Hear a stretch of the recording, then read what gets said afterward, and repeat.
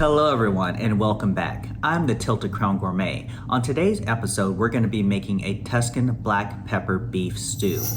It's also called Peposo. It's from the Florence region and there are only a few ingredients. You have a lot of black pepper, you have garlic, you have beef, and a bottle of red wine. I do serve this over a bed of creamy polenta. Now, the nights are getting longer and it's getting colder, so this is one of those wonderful dishes with lots of flavor that'll help warm you up. So let's get some prep done and let's get cooking. Let's start this recipe by getting your black peppercorns, putting them in a clean cloth, and using a solid object, crack them. Next, you want to peel 10 garlic cloves. Put approximately 2 tablespoons of olive oil into your Dutch oven. Once the oil is warm, place your garlic cloves into the oil and cook until they are lightly browned. Do not let them get too dark, otherwise they'll become bitter. Then remove them. Next, I did it in 3 batches. Brown your meat and salt each individual batch. After about 5 to 7 minutes, remove the meat and place it onto a plate and continue the process for your other meat that needs to be browned. After you've browned your meat, you want to make sure that there's still enough oil in the pan. If it's dry, you want to add a little bit more olive oil. And then you're going to place your black peppercorns into that oil and you're going to allow them to bloom for approximately 30 seconds. Then you're going to add your wine, your garlic, and your meat and all of the juices that have collected on that plate back into the pot.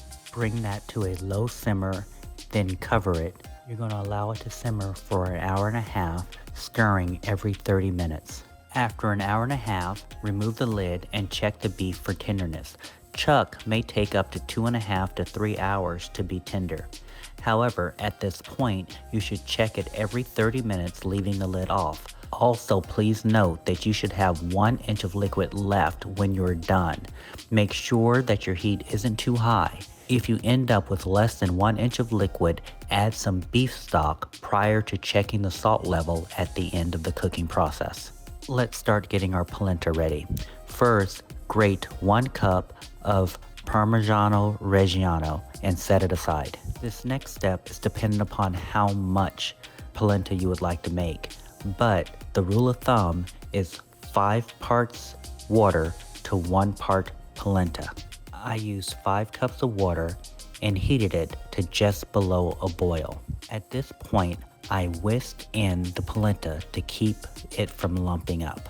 Once the polenta is incorporated, you want to keep your eye on it because you don't want it to bubble too much. So you want to turn your fire to low and you want it to keep it just at the point where you have just a couple of bubbles. You want to stir or whisk the polenta every few minutes.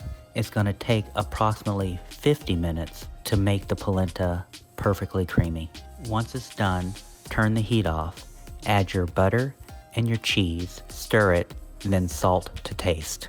Now it's time to plate it up, making sure not to use a slotted spoon as you want to make sure you get some of that black pepper sauce. This is traditionally served with crusty bread or bread rolls. Bon appetit. I would like to thank you for continuing to watch the Tilted Crown Gourmet. Don't forget to like, subscribe, and share as this assists with the YouTube algorithm.